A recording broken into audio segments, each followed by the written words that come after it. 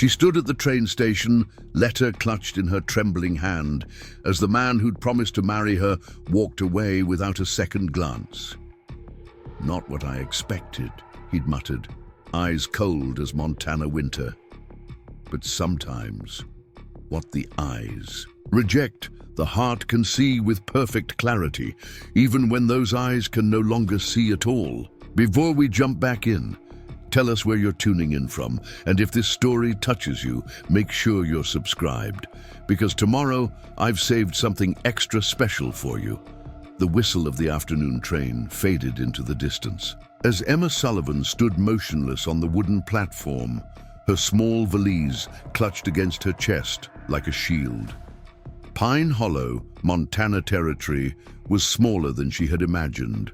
One dusty main street lined with weathered buildings, a church, steeple rising in the distance, and mountains that seemed to hold the tiny settlement in a protective embrace. The October wind tugged at her plain brown traveling dress, carrying the scent of pine and wood smoke. 3 months of letters exchanged, 3 months of careful hope built on promises written in neat penmanship. 3 months ended in less than 3 minutes of disappointed scrutiny. "You're Emma Sullivan?" Harold Winters had asked, his eyebrows drawing together as he looked her up and down. He was handsome in the conventional way, tall, broad-shouldered, with a carefully trimmed moustache and expensive coat.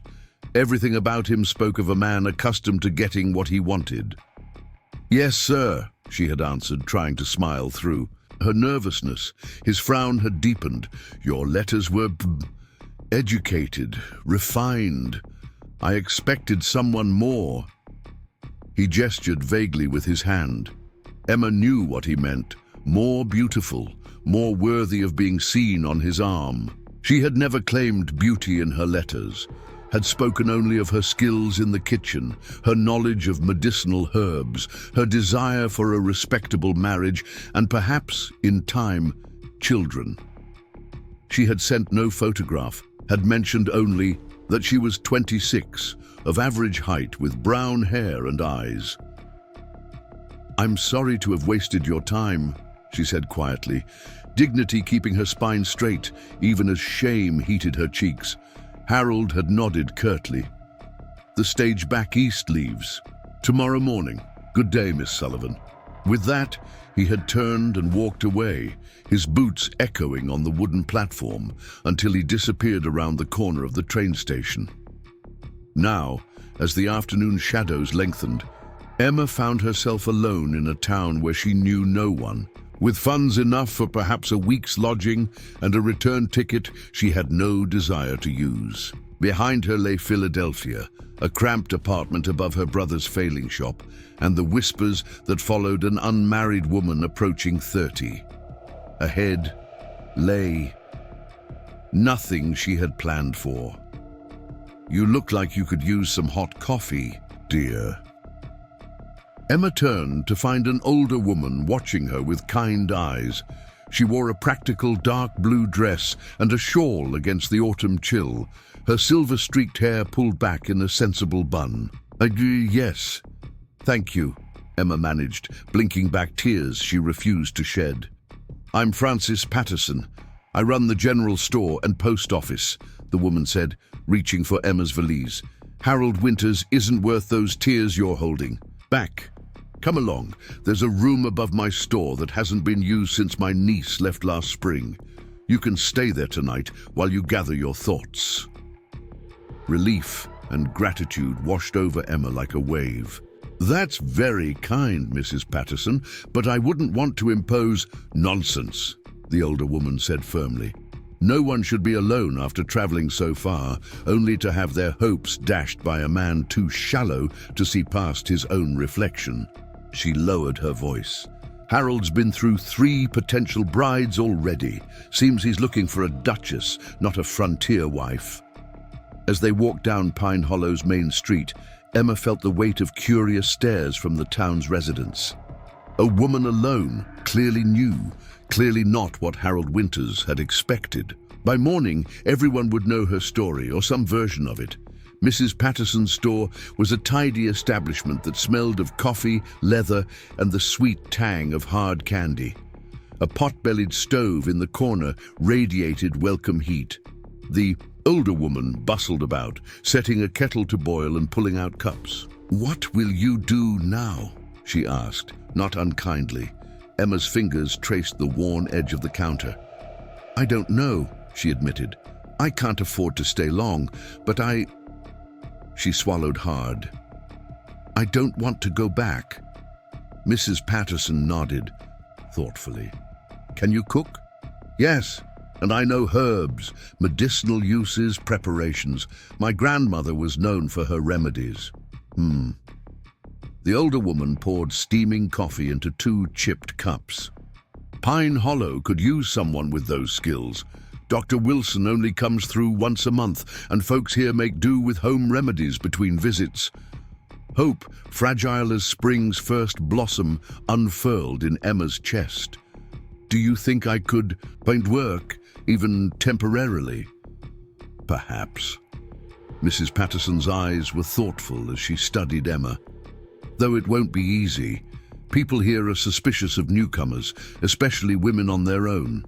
Later, in the small but clean room above the store, Emma unpacked her few belongings. A well-worn book of herbal remedies, 3 simple dresses, her mother's silver hairbrush, and the letters from Harold Winters, which she now placed in the small wood stove, watching as the paper curled and blackened in the flames. Through the window, she could see Pine Hollow settling into evening. Lamps being lit in windows, a man herding cattle at the edge of town, children running home for supper. Beyond the settlement lay vast stretches of land, dotted with ranches and homesteads, people carving lives from the Montana wilderness. Emma pressed her forehead against the cool glass. She had come here seeking a husband, security, perhaps eventually affection. Now she would need to find another path forward. Her fingers touched her plain face, tracing features she knew were unremarkable. Not ugly, simply ordinary, unmemorable. The kind of face that people's eyes slid past without registering. "It doesn't matter," she whispered to her reflection. "I have my mind, my hands. That will have to be enough." The next morning, Emma woke to the sounds of the town coming to life. Wagon wheels on dirt roads, the lowing of cattle, voices calling greetings. She dressed quickly in her best dress, a deep blue wool that brought out the warmth in her brown eyes, and pinned her hair neatly beneath her bonnet. Mrs. Patterson was already arranging goods on the shelves when Emma came downstairs. "Sleep well?" she asked. "Yes, thank you. What do I owe you for the room?" The older woman waved away her concern. "Nothing yet. Let's see if we can find you something useful to do around here first." She handed Emma a basket. "For now, help me unpack those medicinal supplies that came in yesterday's shipment. Show me what you know." Emma worked steadily, identifying tinctures and herbs, explaining uses and dosages. Mrs. Patterson watched with growing approval. By mid-morning, a customer came in complaining of a child with a persistent cough. "Try this," Emma suggested, mixing honey with a few drops of a herbal tincture. 2 spoonfuls morning and night. It will soothe the irritation." The woman looked skeptical, but took the mixture. By afternoon, she had returned for more, reporting that her son had slept through the night for the first time in a week. Word spread quickly. By the end of the day, 3 more people had come seeking Emma's advice for various ailments. Mrs. Patterson looked pleased. "You might just find your place here after all," she said as they closed the store for the evening. Gadamati allowed herself a small smile. Perhaps. But even as she said it, she knew the whispers followed her. The woman Harold Winters had rejected, plain-faced, alone, an outsider. On Sunday, Emma attended the small church at the end of the main street. She sat in the back, feeling the curious glances and hearing the hushed conversations that halted when she came too near. The sermon spoke of judging not by outward appearances, which seemed a pointed message given the congregation's obvious assessment of her. As she left the church, she nearly collided with a small girl who darted across her path. A flash of yellow, dress and dark braids. "Lily, careful," called a deep voice. Emma steadied the child, who looked up at her with bright, curious eyes. "Hello?" the girl said cheerfully. "Are you the herb lady?" Before Emma could answer, a man approached, his steps careful but certain. He was tall, broad-shouldered, with dark hair that curled slightly at his collar. A strong jaw shadowed with stubble, straight nose and firm mouth set in a serious expression. But it was his eyes that caught Emma's attention, pale blue, focused slightly above her head rather than on her face. "I apologize for my daughter," he said. His voice was deep with a slight rasp. "Lily forgets her manners when excited." "It's quite all right," Emma replied. "No harm done." The man tilted his head slightly at the sound of her voice. "You must be Miss Sullivan. News travels fast in Pine Hollow." "Yes," Emma acknowledged, heat rising to her cheeks. She wondered what version of her story he had heard. "Matthew Thornton," he introduced himself, extending his hand in her general direction. "And you've met my daughter, Lily." Preparing and narrating this story took us a lot of time, so if you are enjoying it, subscribe to our channel. It means a lot to us. Now back to the story. Emma hesitated, then took his hand. His grip was firm, warm, the skin calloused from physical labor. "Emma Sullivan. Pleased to meet you both." "Miss Sullivan knows about plants that make people better, Papa," Lily explained, bouncing on her toes. "Mrs. Patterson told Mrs. Baker, who told Reverend Collins, who told us." Matthew Thornton's mouth quirked in a half-smile. "As I said, news travels fast." He paused. "I understand you're staying in town for a while." "For now," Emma agreed cautiously. He nodded. "Lily, say goodbye to Miss Sullivan. We need to head back to the ranch." "Goodbye, Miss Sullivan," the girl chirped. "Will you show me your herbs sometime, please?" Emma couldn't help smiling at the child's enthusiasm. "If your father permits it, perhaps." As Matthew led his daughter away, Emma noticed the slight hesitation in his stride, the careful way his free hand occasionally reached out to orient himself with nearby objects. The child chattered continuously, describing things they passed, guiding her father with the easy familiarity of long practice. "That's Matthew Thornton," Mrs. Patterson explained later when Emma inquired. "Owns Thornton Creek Ranch about 3 miles outside town. Lost his sight 2 years ago in a ranching accident. Bull gored him, damaged his eyes beyond repair. His wife left 6 months later, couldn't handle frontier life with a blind husband and a young child. Went back east, I believe." "How does he manage the ranch?" Emma asked, thinking of the vast responsibilities such work entailed. "Stubbornness mostly," Mrs. Patterson said with grudging admiration. "Has a couple of hired hands, and that child of his is sharp as a tack, despite being only 8. But folks say the place is struggling. Pride won't let him admit it, but a blind rancher faces challenges that even determination can't always overcome." That night, as Emma prepared for bed, she found herself thinking of Matthew Thornton's unseeing eyes, the way they had looked past her, free from the judgment she had come to expect. For the first time since arriving in Pine Hollow, she had spoken to someone who hadn't been able to see her plain features, who had responded to her voice, her words, rather than her appearance. A week passed, then 2. Emma's small supply of funds dwindled, but Mrs. Patterson allowed her to continue staying in the room above the store in exchange for help with inventory and assistance with customers seeking herbal remedies. It wasn't a permanent solution, but it bought her time. One rainy afternoon, the bell above the store door jangled and Lily Thornton burst in, soaking wet and breathless. "Miss Sullivan, please come quick. Papa's hurt bad." Emma grabbed her shawl and medicine bag without hesitation. "What happened, Lily?" He was fixing the barn roof. He knows it by feel, but the rain made it slippery, and he fell, the girl explained, words tumbling out between gasping breaths.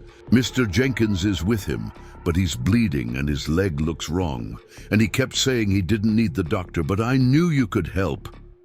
Mrs. Patterson was already hitching her horse to a small cart. I'll drive you both out to Thornton. Greek, Lily, climb in, child. The journey to the ranch seemed endless, the cart wheels splashing through muddy puddles as rain pelted down relentlessly. Lily sat between them, clutching Emma's hand, her small face tight with worry. Thornton Creek Ranch came into view, a modest but well-built house with a large barn and several outbuildings. Even through the rain, Emma could see signs of struggle. Fences needing repair, untended garden beds, a general air of a place stretched, too thin by circumstance. A hired hand, Mr. Jenkins, Emma presumed, met them at the door. He's in the front room. Stubborn fool wouldn't let me go for the doctor in town. Emma followed him inside, her medicine bag clutched tightly. The house was simply furnished but clean, with handmade quilts and children's drawings creating touches of warmth. Matthew Thornton lay on a sofa, his face pale with pain, a blood-soaked cloth pressed to his forehead. "Who's there?" he demanded, trying to sit up. "It's Emma Sullivan, Mr. Thornton. Your daughter fetched me. I have some medical knowledge that might help until the doctor can arrive." "No doctor," he said firmly, grimacing. "Just a few scrapes and a twisted ankle. Nothing worth fussing over." Emma assessed him with a practiced eye. A deep gash on his forehead would need stitching, and his right ankle was already swollen to twice its normal size, visible even through his mud-caked boot. "Mr. Thornton," she said in a no-nonsense tone that would have made her grandmother proud, "you have a head wound that requires stitching, and that ankle needs proper attention. Now, you can accept my help, or you can make your daughter watch. You suffer unnecessarily. Your choice." A moment of tense silence followed before a surprising sound broke it. Matthew Thornton's laugh, rich and genuine despite his pain. "You don't mince words, do you, Miss Sullivan?" he said, a hint of admiration in his voice. "Not when it comes to treating the injured, no." Emma set down her bag and rolled up her sleeves. "Now, I'll need hot water, clean cloths, and my medicines. Lily, can you show me where I might find these things?" The girl nodded eagerly, seemingly relieved to have a task. As Emma prepared to treat Matthew's injuries, she couldn't help noticing the lines of exhaustion etched into his face. The way his capable hands, now temporarily idle, bore calluses and small scars from work that should have been impossible for a man without sight. Matthew Thornton might not be able to see her plain face, but in that moment, Emma saw him clearly, a man fighting against overwhelming odds, holding together a life and home through sheer force of will, all for the sake of a bright-eyed child, who watched him with undisguised adoration. And something shifted inside her, like the first hint of spring beneath winter's frozen ground. Emma worked with steady hands, cleaning Matthew's head wound with a mixture of witch hazel and water. The gash was deep, running from his hairline to just above his right eyebrow, but clean enough that infection seemed unlikely if properly treated. "This will need stitches," she said, keeping her voice matter-of-fact. "I can do it, but it will hurt." Matthew's jaw tightened. "Go ahead, I'm no stranger to pain." She nodded, though he couldn't see it, and prepared a needle and thread from her bag. Her grandmother had taught her to stitch wounds when she was barely 12, insisting that healing wasn't just about herbs and tinctures, but about practical skills as well. "Lily, perhaps you could make some tea," Mrs. Patterson suggested, noticing the child's worried expression as Emma prepared to begin stitching. "I want to stay with Papa," Lily protested. Matthew reached out, finding his daughter's small hand unerringly. "Go help Mrs. Patterson, sunshine. I'll be fine with Miss Sullivan." Once Lily had reluctantly left the room, Emma positioned herself closer to Matthew. "I'll need to touch your face to steady my hands," she warned. "Do what you must," he replied, his expression unreadable. Emma's fingers brushed against his skin, warm despite his pallor. She worked methodically, each stitch neat and precise, trying to minimize both pain and scarring. Matthew remained perfectly still, only the slight clench of his jaw betraying his discomfort. "You've done this before," he observed after a few minutes of silence. "Many times," Emma confirmed. "My grandmother was known for her healing skills in our community. She taught me everything she knew." "And how did a Philadelphia healer's granddaughter end up in Pine Hollow, Montana?" he asked, clearly trying to distract himself from the needle's work. Emma's hands faltered for just a moment. "I suspect you already know the answer to that, Mr. Thornton." A rueful smile touched his lips. "Harold Winters's rejection is the talk of the town, I'm afraid. Small communities run on gossip like engines on coal." "And what exactly are they saying?" Emma asked, unable to keep a slight edge from her voice as she tied off another stitch. "That you're too plain for Harold's taste, that you misrepresented yourself in letters." Matthew's voice was neutral, stating facts rather than judgments. "That you're educated and knowledgeable about medicine, but lack the beauty Harold felt entitled to in a wife." Emma's cheeks burned. "I never claimed beauty," she said quietly. "Only practical skills and honesty." "Beauty is greatly overrated," Matthew replied, his unseeing eyes directed somewhere past her shoulder, "especially in a place like this, where winters are harsh and survival requires more than a pretty face." Emma tied off the final stitch and applied a salve of her own making, calendula and comfrey, to promote healing, lavender to prevent infection. "There. That should heal cleanly if you keep it dry and clean." "Thank you," Matthew said. "Now about this ankle." The ankle proved more problematic. Swollen and tender, it caused Matthew to inhale sharply when Emma gently probed the area. "I don't think it's broken," she said after careful examination. "A severe sprain. You'll need to stay off it for at least a week." Matthew's expression darkened. "That's not possible. The ranch will still be here after your ankle heals," Emma interrupted firmly. "If you try to work on it now, you'll only make the injury worse and be laid up for a month instead of a week." Mrs. Patterson returned with Lily and a pot of tea.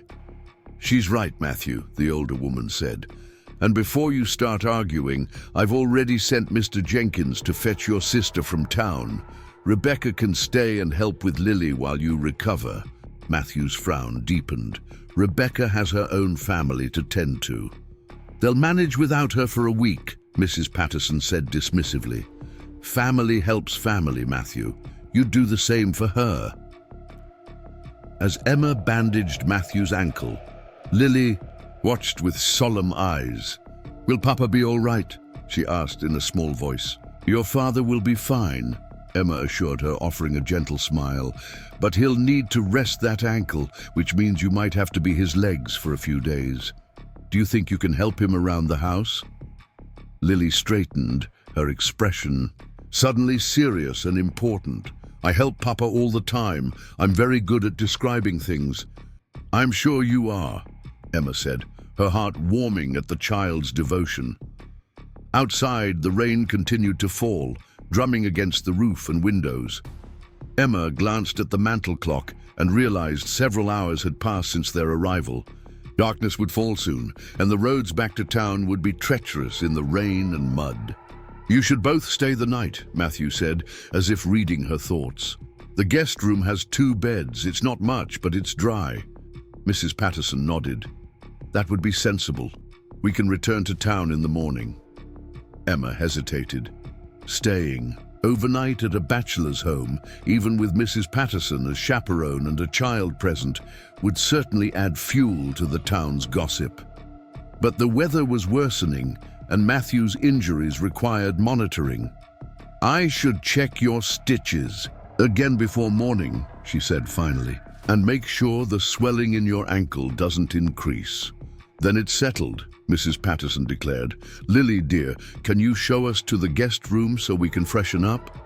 The guest room was simple but comfortable, with 2 narrow beds, covered in patchwork quilts, a small chest of drawers, and curtains that looked handmade but faded with time. A woman's touch lingered in the details. Embroidered pillowcases, a small vase on the windowsill, remnants of Matthew's departed wife. "Mama made those curtains," Lily said, following Emma's gaze. "Before she went away." Emma nodded, unsure how to respond. "They're very pretty." "Papa says she wasn't happy here," Lily continued matter-of-factly. "She liked fancy things and lots of people. She cried a lot after Papa got hurt." Mrs. Patterson made a small warning sound, but Lily continued, "Papa says it's okay to talk about Mama. That pretending she never existed just makes it hurt more inside." Emma knelt to be at eye level with the child. "Your father is a wise man." "He says I looked like her," Lily said, twirling a dark braid around her finger. "But I can't remember her face very well anymore. Just her voice when she was angry." Emma's heart constricted. Sometimes memories fade a little, but that doesn't mean they're gone forever. Later, after a simple dinner of stew that Mr. Jenkins had prepared before departing, Emma checked Matthew's injuries again. Lily had fallen asleep on a small trundle bed that had been moved into the main room so Matthew wouldn't have to navigate the stairs to his bedroom. "The swelling is still significant," Emma noted, gently rewrapping his ankle. "But no worse than before. That's a good sign." Matthew nodded, his face tired in the lamplight. "I've imposed on you enough for one day, Miss Sullivan. You should rest." "I'll stay a while longer," Emma said quietly, mindful of the sleeping child. "In case you need anything." A silence fell between them, comfortable rather than awkward. Rain pattered against the windows, and the fire crackled in the hearth. Outside, the wind had picked up, sending occasional gusts that made the house creak and settle. "May I ask you something, Miss Sullivan?" Matthew said finally. "Of course. What do you look like?" The question was direct, without pretense. "Lily describes everyone to me, but children see differently than adults." Emma's hand stilled where she had been straightening a blanket over his legs. No one had ever asked her that question before, to describe herself through her own eyes rather than being assessed by others. "I'm ordinary," she said slowly. "Brown hair that never quite stays where it's pinned.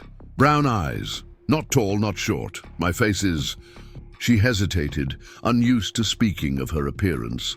"Symmetrical enough, I suppose, but unmemorable. No great beauty, but not displeasing either. Just plain." Matthew listened intently, his head tilted slightly. "That tells me facts, but not truths," he said. "How do you see yourself, Emma Sullivan?" The use of her first name startled her, intimate in the quiet room. "I'm not sure I understand." "Beauty isn't just in features," Matthew explained. "It's in how a person moves through the world, how their voice changes when they speak of things they love, how their hands feel when they offer help." He paused. "Since losing my sight, I've learned to see people differently. Tell me something about yourself that has nothing to do with how you look." Emma considered his request. "I love the smell of herbs drying. My hands are always stained green in summer from working with plants. I hum when I concentrate without realizing it. I've read the same book of poetry so many times that the spine is broken in 3 places." She stopped, suddenly self-conscious. "These aren't very interesting things." "They are to me," Matthew said simply. "They tell me more about who you are than any description of your face ever could." Something shifted in the air between them, a recognition of shared understanding. For the first time since arriving in Pine Hollow, Emma felt truly seen. Morning brought clearing skies and the arrival of Rebecca Thornton Cooper. Matthew's sister, a brisk, practical woman with the same dark hair as her brother and a no-nonsense manner that immediately took charge of the household. "You men are all the same," she scolded Matthew as she inspected Emma's handiwork on his injuries.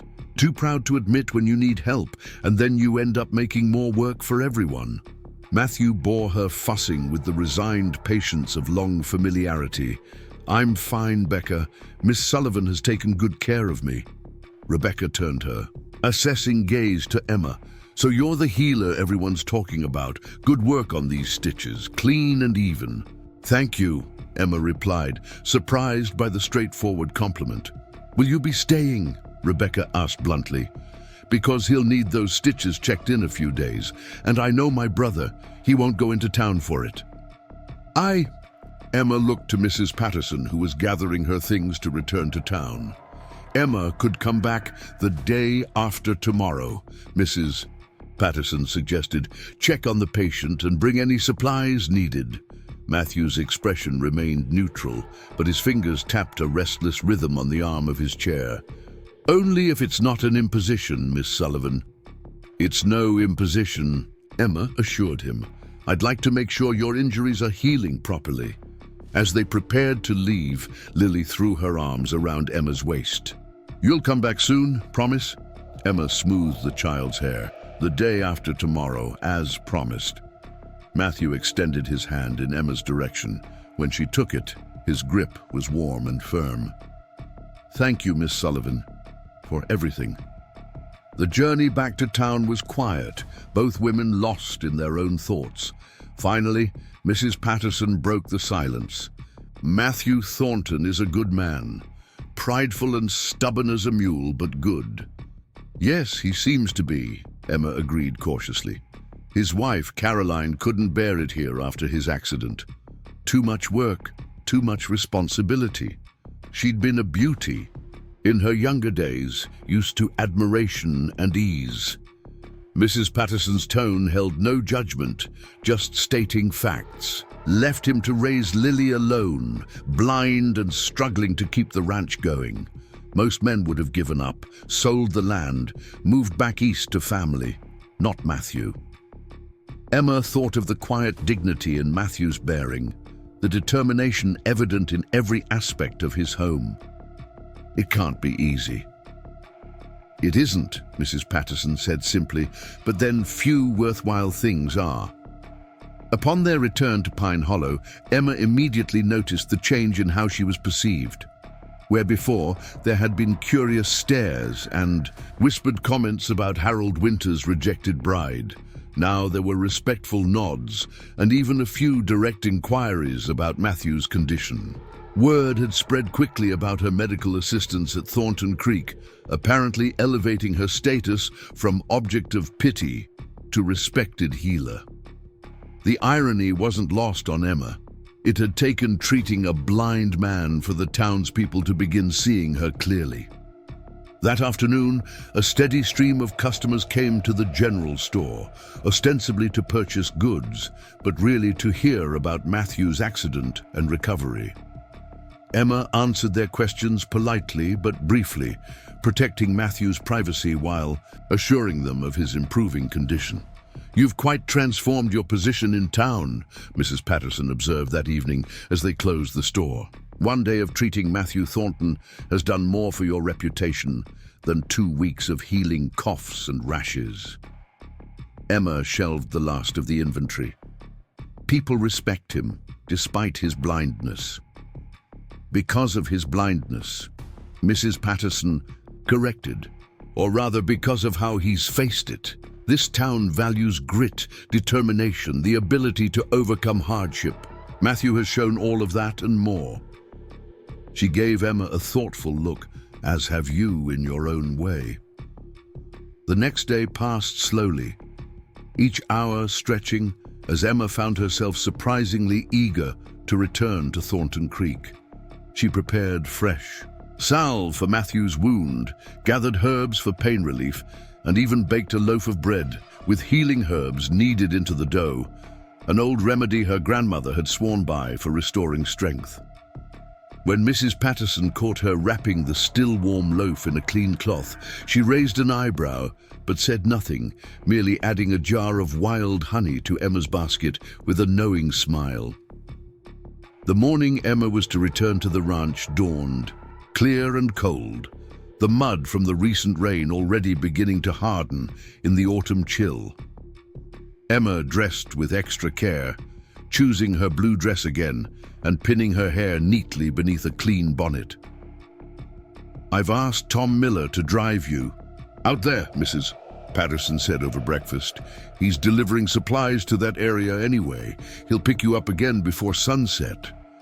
Emma nodded, trying to hide her nervous anticipation. "I shouldn't need more than a few hours to check the stitches and change. The bandages." "Take your time," Mrs. Patterson said mildly. "Healing can't be rushed." Tom Miller, a taciturn man of few words, drove Emma to Thornton Creek in a wagon laden with supplies for neighboring farms. He let her off at the ranch, with a promise to return by 4 o'clock, then continued on his route without asking questions, for which Emma was grateful. The ranch looked different in the clear morning light, still showing signs of struggle and neglect, but with an underlying sturdiness that spoke of careful, original construction and stubborn maintenance. A few chickens scratched in the yard, and smoke rose from the chimney in a steady plume. Before Emma could knock, the door flew open to reveal Lily, her face alight with excitement. "Miss Sullivan, you came back." "As promised," Emma said, returning the child's enthusiastic hug. "How is your father today?" "Grumpy," Lily declared with the brutal honesty of childhood. "Aunt Becca won't let him do anything, and he doesn't like sitting still." Rebecca appeared in the doorway, wiping her hands on an apron. "Thank goodness you're here. Perhaps you can talk some sense into him. He tried to check the horses this morning, on crutches." She shook her head in exasperation. "Come in. Come." He's in the front room, plotting his next escape attempt, no doubt." Matthew sat by the window, his injured leg propped on a footstool, his expression indeed verging on thunderous. But as Emma entered, his face changed, tension easing from his features. "Miss Sullivan," he greeted her, turning toward the sound of her footsteps. "I'd stand to welcome you, but my jailers have forbidden it." Emma couldn't help smiling at his aggrieved tone. "Your jailers are trying to ensure you heal properly, Mr. Thornton." "Matthew," he corrected, "after you've stitched a man's head, a wound, I think first names are permitted." "Matthew, then," Emma agreed, setting down her basket. "And you may call me Emma." She examined his injuries with careful hands. The head wound was healing cleanly, the stitches holding well with minimal redness. His ankle remained swollen, but showed improvement, the bruising now turning from angry purple to the yellowed green of healing. "You're making good progress," she told him, reapplying salve to the stitches. "Though I agree with your sister. No walking on that ankle yet." Matthew sighed. "The ranch doesn't run itself." "No, but it will survive a few days of reduced attention," Emma countered. "Your hired hands seem capable." "They are," he acknowledged, "but there are things that need my personal attention." "Such as?" He hesitated. "The accounts need reviewing, bills to be paid, supplies to be ordered. Jenkins is excellent with cattle, but hopeless with numbers." Emma considered this. "I'm quite proficient with bookkeeping. If you'd allow me, I could help with the accounts while you dictate what needs to be done." Surprise registered on Matthew's face. "You'd do that?" "Happily," Emma assured him. "It would be a way to repay your hospitality." "There's nothing to repay," Matthew protested. "You've already done more than enough with your medical attention. Nevertheless, I'd like to help." Emma's tone was firm. "Where do you keep your account books?" For the next several hours, Emma sat at the small desk in the corner of the room, reading figures aloud, making notations as Matthew directed, and occasionally offering suggestions when she noticed patterns in the expenditures that might be adjusted for greater efficiency. Lily flitted in and out, sometimes sitting at Emma's feet to draw, other times helping Rebecca with household tasks. The domestic rhythm was soothing, productive in a way that felt meaningful. By mid-afternoon, the accounts were organized, bills prepared for payment, and a list of necessary supplies compiled for the next trip into town. Emma's back ached pleasantly from the concentrated work, and Matthew looked more relaxed than when she had arrived. "You have a good head for business," he observed as she closed the ledger. "Those suggestions about feed suppliers will save us significantly if they pan out." "My father was a merchant before his death," Emma explained. "He insisted I learn bookkeeping alongside my brothers, said a woman should always understand her own finances." "A wise man," Matthew commented. "Did you help in your family's business before coming west?" Emma hesitated. "My oldest brother inherited the business. He didn't feel it appropriate for me to continue working there after father died. He thought I should marry instead." Understanding dawned on Matthew's face. "And that's why you answered Harold's advertisement?"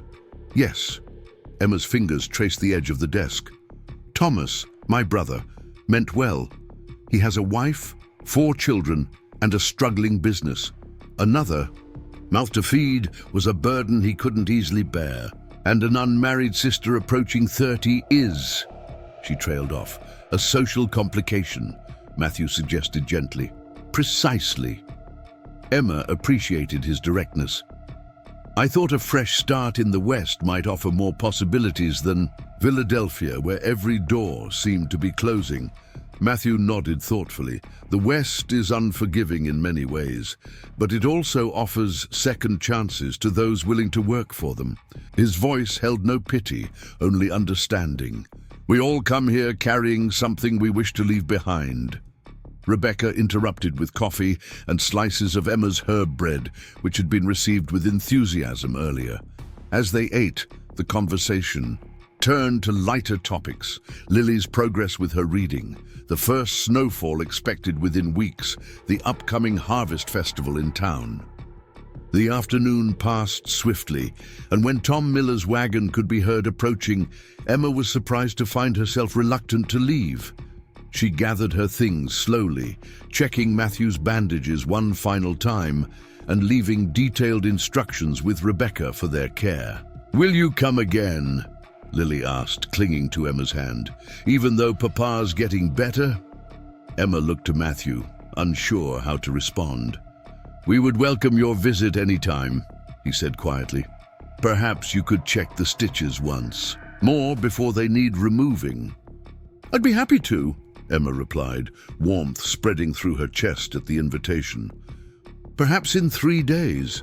As she climbed into Tom Miller's wagon, Emma looked back at the small family framed in the doorway, Rebecca standing tall and capable, Lily waving enthusiastically, and Matthew leaning on his crutch, his face turned toward her as if he could see her despite his blindness. Something had shifted during her visit, a connection forming that went beyond patient and healer. For the first time since arriving in Pine Hollow, Emma felt the stirring of genuine belonging. Not just adaptation or survival, but the possibility of truly making a place for herself in this rugged landscape. The wagon jolted forward, carrying her back toward town, but part of her remained at Thornton Creek, like a seed planted in soil that might, against all odds, prove fertile ground for new growth. Emma's visits to Thornton Creek became a steady rhythm in her life over the following weeks.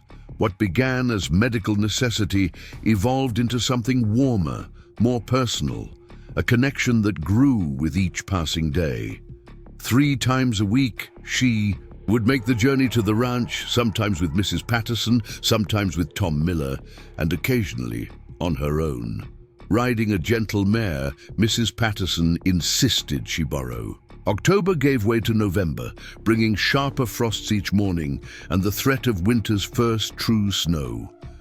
The landscape transformed around Pine Hollow, the golden grasses fading to amber and rust, the distant mountains increasingly capped with white, In town, preparations for winter intensified. Wood stacked high beside homes, preserves lined up in root cellars, warmer clothing emerging from trunks.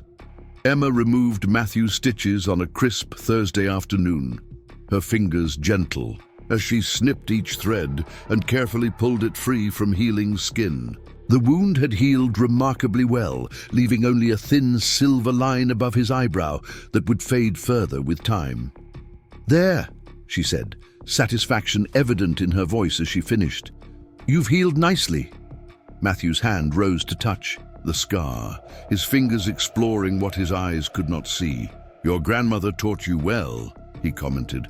"Jenkins had stitches from Dr. Wilson last year that left him looking like he'd been mauled by a bobcat." Emma smiled, though he couldn't see it. "Proper stitching is as much art as medicine. My grandmother always said vanity shouldn't have to be sacrificed for healing." "A wise woman." Matthew lowered his hand. "And the ankle?" Emma examined. The injury, which had improved significantly.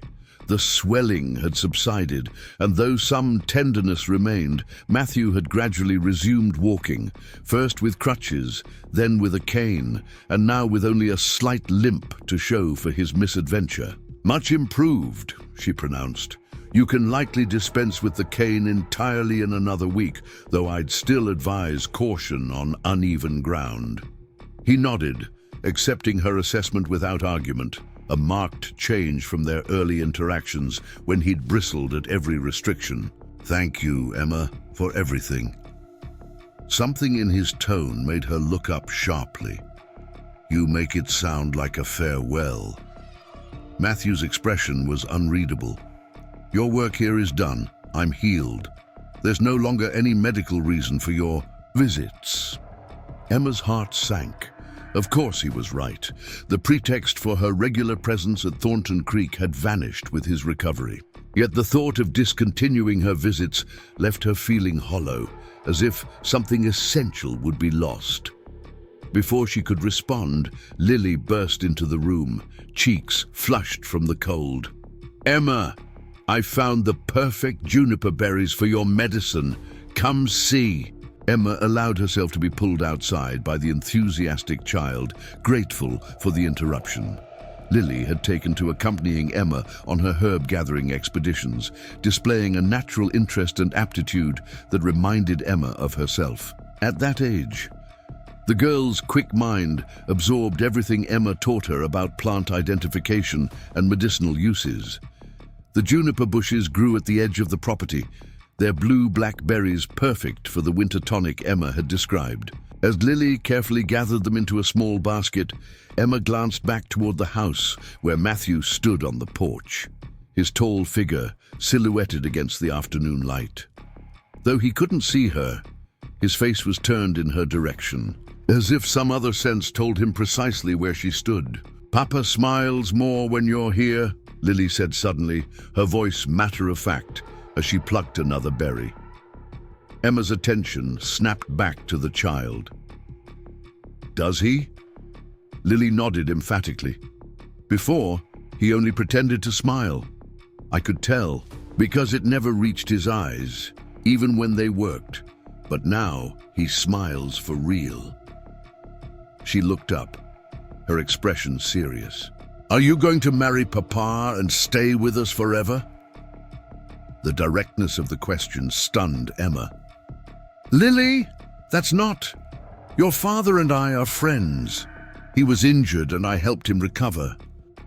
"But you like coming here," Lily persisted, "and—" "Papa likes when you come, and I like it too, so why wouldn't you stay?" "It's complicated," Emma said gently. "Adult relationships aren't as simple as liking someone." Lily considered this with a frown. "Is it because you're plain? I heard Mrs. Baker tell Mrs. Cooper that it was a shame you were so plain because otherwise you'd be perfect for Papa." Emma flinched as if struck. The casual cruelty of the assessment, repeated innocently by a child who didn't understand its sting, reopened wounds she thought had begun to heal. Of course, the town gossips would still be discussing her appearance, measuring her worth by it even now. "Lily," she said carefully, keeping her voice steady despite the hurt. "It's not polite to repeat such things or to comment on someone's appearance." The girl looked stricken. "I'm sorry. I didn't mean... I don't think you're plain at all. I think you're beautiful like the juniper tree. Maybe not showy like apple blossoms, but strong and useful and perfect just as you are." Emma's eyes filled unexpectedly with tears at the child's earnest declaration. She knelt and hugged Lily tightly. "That's the loveliest thing anyone has ever said to me." Lily hugged her back fiercely. "Will you still come visit us even though Papa's better now?" Emma pulled back, brushing a strand of hair from Lily's forehead. "I'd like to, if your father wants me to." "He does," Lily said with absolute certainty. "He told Aunt Rebecca that the house feels empty when you're not here."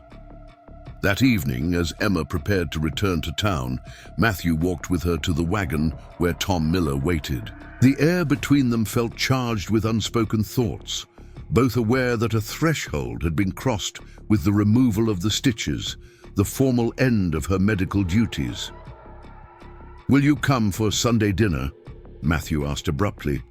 "Rebecca is returning to her family tomorrow, and Lily would love your company." He paused. "As would I." Relief washed through Emma. "I'd like that very much." His smile was quick but genuine. "Good. That's good. Good." As the wagon pulled away, Emma looked back to see Matthew still standing there, one hand raised in farewell. His face turned toward her as it had been on that first day outside the church, not seeing yet somehow truly seeing her all the same. In town, changes were occurring as well.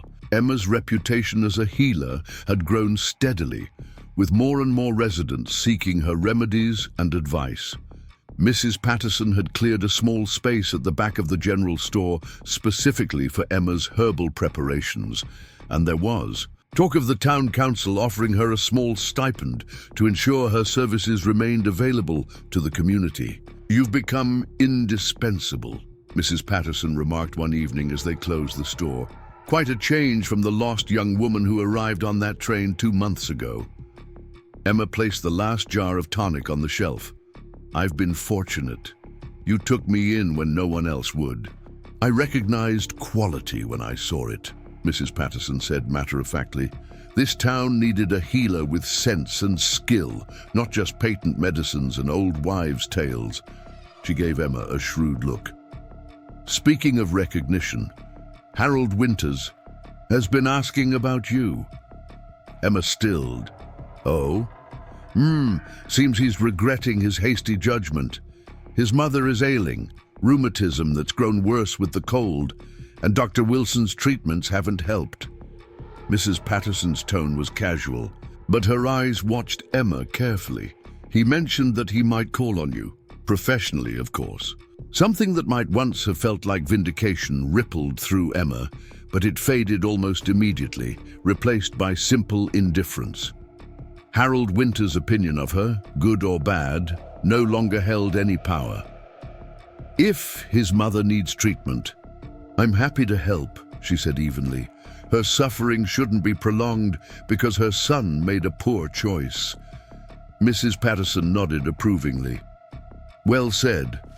She hesitated, then added, "Though I should warn you, I believe Harold may have more than his mother's treatment in mind. He's been making inquiries about your character, your skills, your standing in the community." Emma's stomach tightened. "Surely he doesn't think men like Harold Winters live by different rules," Mrs. Patterson said dryly. "What they reject, one day they may decide to claim the next, especially when others begin to see its value." The very next day, as if summoned by their conversation, Harold Winters appeared at the general store.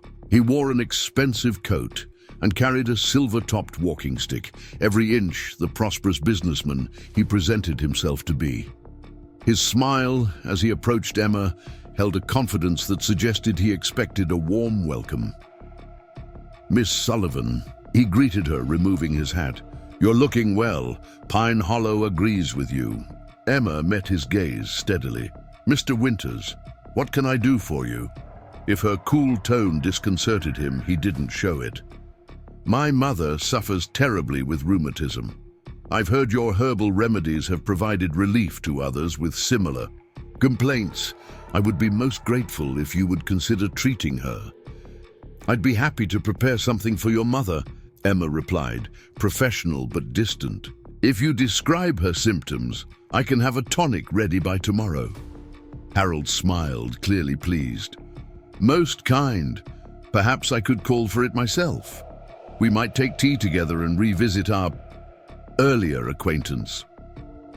Before Emma could respond, the door opened, admitting a gust of cold air and Matthew Thornton, with Lily skipping alongside him. The little girl spotted Emma immediately and rushed over.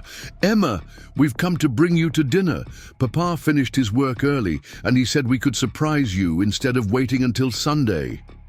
Emma's face warmed with pleasure, even as she registered Harold's frown of confusion. That's lovely, Lily, but I'm still working. I need to help customers and prepare some medicines. Matthew approached, guided by the sound of their voices, his cane tapping lightly on the wooden floor. We can wait, he said, his deep voice filling the small space. Unless you have other plans. Harold cleared his throat pointedly. Miss Sullivan and I were just discussing a business arrangement. Perhaps you could return later, Thornton. Matthew's expression didn't change, but Emma noticed his grip tighten slightly on his cane. Winters, he acknowledged with a nod. I didn't realize you were here. An awkward silence descended, broken only by Lily's stage whisper. Is that the man who said Emma wasn't pretty enough to marry? Aunt Rebecca said he was a vain peacock with more money than sense. Harold's face darkened with anger or embarrassment, perhaps both. Emma hurriedly intervened before the situation deteriorated further. Mr. Winters, I'll have your mother's tonic ready tomorrow morning. You can collect it then. She turned to Matthew and Lily. I'd be delighted to join you for dinner. Give me a few minutes to finish here. Harold's mouth tightened, but he managed a stiff nod. Tomorrow then, Miss Sullivan. With a curt bow, he departed, the door closing firmly behind him. Mrs. Patterson, who had witnessed the exchange from behind. The counter let out a low whistle. Well, that was certainly interesting. Emma busied herself gathering her things, avoiding Matthew's unseeing gaze. I should have handled that better. You handled it perfectly, Mrs. Patterson contradicted. Harold Winters needs to learn. He can't simply change his mind about people like they're goods on a shelf. Matthew's expression remained neutral, but there was tension in his shoulders. I apologize if we interrupted something important. You didn't, Emma assured him, touching his arm lightly. Mr. Winters was inquiring about a remedy for his mother, nothing more. Nothing more? Matthew's voice held a hint of skepticism. The man rejected you publicly, Emma. Now he returns, all politeness and tea invitations. Emma sighed. Apparently, his mother's rheumatism is more persuasive than his personal preferences. Lily tugged at Emma's skirt. Does this mean we still get dinner together? Emma smiled down at the child, grateful for her uncomplicated perspective. Absolutely. I'm looking forward to it. The dinner at Thornton Creek that evening was simpler, without Rebecca's culinary skills, but no less warm for it. Matthew had prepared a hearty stew earlier in the day, and fresh bread purchased from town filled the kitchen with its yeasty aroma. Lily chattered throughout the meal, recounting her day's adventures and discoveries with boundless enthusiasm. As they sat by the fire afterward, the child gradually grew drowsy, eventually falling asleep with her head in Emma's lap. Emma stroked Lily's dark hair absently, watching the firelight play across her peaceful features. She adores you, Matthew said softly from his chair opposite. The feeling is mutual, Emma replied, her voice equally quiet. She's a remarkable child. Matthew's face softened with pride. She's resilient. more than she should have to be at her age. Silence fell between them, comfortable and warm. Outside, the wind had picked up, rattling the windows occasionally with stronger gusts. "Winter's coming early this year," Matthew observed. "You can smell it in the air." Emma nodded, forgetting momentarily that he couldn't see the gesture. "Mrs. Patterson says the signs point to a harsh one. The squirrels have been gathering more than usual, and the first frost came early." "You should stay tonight," Matthew suggested. "The wind's getting stronger and the temperature's dropping. The roads won't be safe, especially in the dark." Emma hesitated. It would be her first night at Thornton Creek without Mrs. Patterson's chaperoning presence or the excuse of medical necessity. Even with Lily in the house, tongues would wag in Pine Hollow if word got out. "The guest room is always ready," Matthew added, as if sensing her concerns. "And I'd rest easier knowing you were safe here rather than risking the journey back to town." The genuine worry in his voice decided her. "Thank you. I think that would be wise." Later, after Lily had been tucked into bed and the house had grown quiet save for the occasional creak of timbers and whistle of wind through the eaves, Emma sat before the fire in the front room, wrapped in a borrowed quilt. Matthew joined her, carrying 2 mugs of steaming tea. "I remembered how you take it," he said, offering one to her, "strong with honey." Emma accepted the mug, touched by the thoughtfulness of the gesture. "Thank you." He settled into the chair across from her, his face cast in planes of light and shadow by the dancing flames.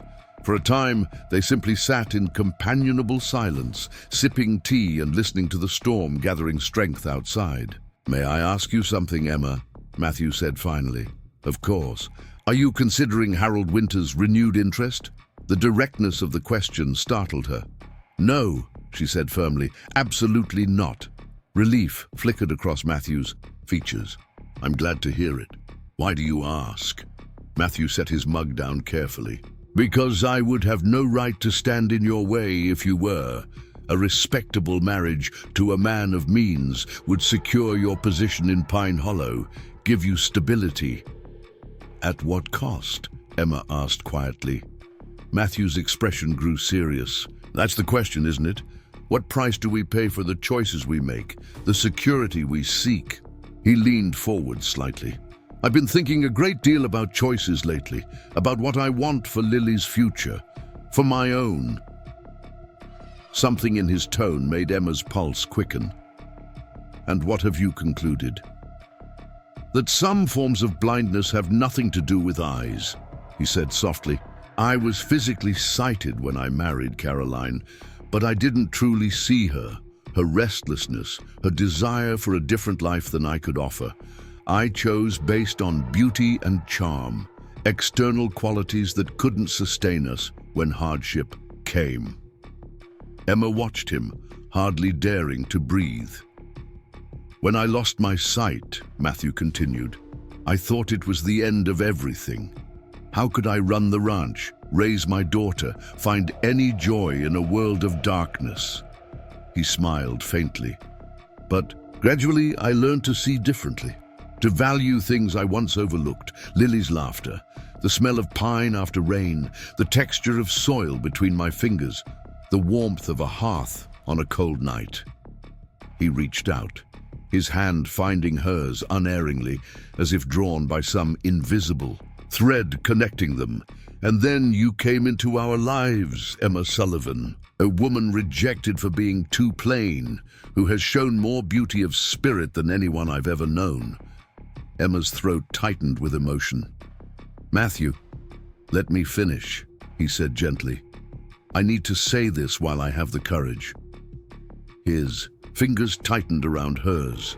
"These weeks with you have shown me what was missing from my life. Not just help with Lily or medical care, but partnership, understanding. The way you speak to me as a whole man, not a broken one. The way you've brought warmth back into this home." Outside, the wind howled around the corners of the house, but inside, the world had narrowed to just the two of them, connected by clasped hands and words that felt like stepping stones across. A river long thought uncrossable. "I'm not a wealthy man," Matthew said. "The ranch makes enough to sustain us, but there are no luxuries here, no fine dresses or social standing like Harold Winters could provide, just honest work and a home that needs a woman's touch, a child who needs a mother, and a man who—" He paused, taking a breath. "A man who has come to care for you deeply." Emma's heart thundered in her chest. "Matthew, are you—" A tremendous crash from outside interrupted her, followed by Lily's frightened cry from upstairs. They both jumped to their feet. "The old oak," Matthew said grimly, "must have fallen in the wind. Lily!" he called, already moving toward the stairs with the confident navigation of familiar territory. Emma followed quickly, reaching Lily's room just after Matthew. The child sat up in bed, eyes wide with fear. "It's all right, sunshine," Matthew soothed, sitting on the edge of the bed and gathering Lily into his arms. "Just the old tree, finally. Giving up. We've been expecting it since last winter." Lily clutched her father tightly. It sounded like the whole world was breaking. "Sometimes things have to break before new growth can begin," Emma said gently, sitting beside them and smoothing Lily's tangled hair. "That old tree was sick and hollow inside. Now it can return to the earth, and perhaps a new tree will grow. In its place comes spring." Lily's breathing gradually steadied. "Will you stay with me until I fall asleep again?" she asked, looking from her father to Emma with pleading eyes. "Of course we will," Matthew assured her, making room for Emma, beside them on the narrow bed. Together they sat with Lily until her eyelids drooped and her breathing deepened into sleep. As they tiptoed from the room, Emma was acutely aware of the moment that had been interrupted, the words that hung unspoken between them. But Matthew simply squeezed her hand in the darkened hallway. "We should rest," he said softly. "Tomorrow, we'll be busy clearing the fallen tree. We can talk more then." Emma nodded, understanding that some conversations once begun couldn't be rushed to conclusion. "Good night, Matthew." "Good night, Emma," he replied, his voice warm with promise. "Sleep well." As Emma settled into the guest room bed, the storm continued to rage outside, but inside her heart, a different kind of storm had calmed, leaving in its wake a clarity she hadn't felt since arriving in Pine Hollow. Whatever tomorrow might bring, fallen trees, town gossip, Harold Winters' intentions, one thing had become crystal clear. She had found her place, not in spite of being too plain, but perhaps because of it. For the first time, she had been seen, truly seen, for who she was, by a man whose blindness had taught him to look beyond surfaces to the essence beneath.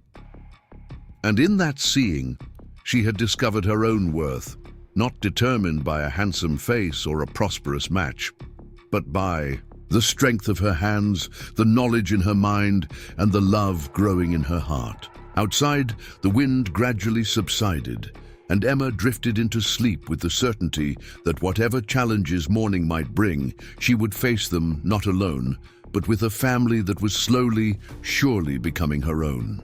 Morning arrived with startling brightness, the storm having swept away the clouds to reveal a crystalline blue sky. Emma woke to the sounds of activity outside, male voices, the crack of an axe against wood, Lily's high laughter cutting through the deeper tones. For a moment, she lay still, savoring the warmth of the quilts and the unfamiliar yet comforting sense of being part of a household once more. When she finally dressed and made her way downstairs, the kitchen was empty, but showed signs of a hasty breakfast. Coffee cups rinsed but not yet dried, a half loaf of bread on the cutting board, a pot of porridge still warm on the stove. Emma helped herself to a small bowl and carried it to the front window, where she could observe the activity in the yard. The massive oak had indeed fallen, thankfully away from the house and barn, but its sprawling branches now blocked the main path to the road. Matthew directed operations from the center of the activity, issuing instructions to Jenkins and another hired hand as they systematically tackled the fallen giant with saws and axes. Lily darted about the periphery, collecting smaller branches and stacking them with great seriousness. What struck Emma most was Matthew's confidence as he moved among the wreckage. He navigated the uneven terrain with remarkable sureness, occasionally reaching out to touch the tree's trunk or a branch, building a mental map of the obstacle before deciding how to proceed. His blindness seemed almost irrelevant in this familiar environment, his other senses so finely tuned that he functioned with barely a hesitation. After finishing her breakfast, Emma washed the remaining dishes and then headed outside, picking her way carefully around the debris. The November air was sharp with cold, but the physical labor had everyone's cheeks flushed with warmth. Emma, Lily spotted her first, abandoning her stick collection to run over. "Did you see the tree? It's enormous. Papa says we can use the wood all winter." "It's certainly impressive," Emma agreed, eyeing the massive trunk that must have stood for generations before last night's storm proved too much for it. Matthew turned at the sound of their voices, a smile lighting his features. "Good morning. I hope the commotion didn't wake you." "Not at all," Emma assured him. "I've slept through worse storms on the farm where I grew up. Is there anything I can do to help?" Matthew wiped his brow with his sleeve. "We've got the tree well in hand, but if you're willing, there's bread dough rising in the pantry that needs shaping and baking. Rebecca prepared it yesterday before she left." Emma nodded, recognizing that he was offering her a way to contribute that complemented the household's needs. "I'd be happy to. Lily, would you like to help me?" The child looked torn between the excitement of the tree clearing and the prospect of baking with Emma. "Can I help both? First the bread, then come back out?" "A fine compromise," Matthew agreed. "Go on with Emma now, and I'll call you when we start loading the wagon with firewood." In the kitchen, Emma and Lily fell into an easy rhythm, punching down the dough, shaping it into loaves, and sliding them into the cast-iron oven. As they worked, Lily chattered about her plans for Christmas decorations and her hopes for snow deep enough to build a whole family of snowmen. "Will you be here for Christmas, Emma?" she asked suddenly, looking up with flour-dusted cheeks and hopeful eyes. The question caught Emma off guard. Christmas was still over a month away, and while her feelings for Matthew and Lily had grown profound, they had made no formal arrangements beyond his interrupted words last night. "I'm not sure yet, sweetheart," she said gently, "but I hope to spend time with you during the holidays, whatever happens." Lily seemed satisfied with this answer, returning her attention to dusting the tops of the bread loaves with flour. "Papa said we might cut a tree from the north field. We didn't have one last year because Mama had just left and Papa was too sad. But he says this year is different." The simple statement, delivered with a child's direct honesty, made Emma's heart ache and swell simultaneously. "Different in a good way, I hope?" Lily nodded emphatically. "He smiles more now and sings sometimes when he thinks no one's listening." The image of Matthew singing to himself as he worked around the ranch brought a smile to Emma's face. There was so much about him she was still discovering, layers revealed gradually like the peeling of an onion. By midday, the massive oak had been reduced to manageable sections. The trunk would be hauled to town for proper milling, while the smaller branches were sorted for firewood or kindling. The clearing operation had attracted neighbors who came to assist and, Emma suspected, to satisfy their curiosity about her overnight stay at Thornton Creek. Lunch was a communal affair, with Emma and Lily providing fresh bread and stew for the workers.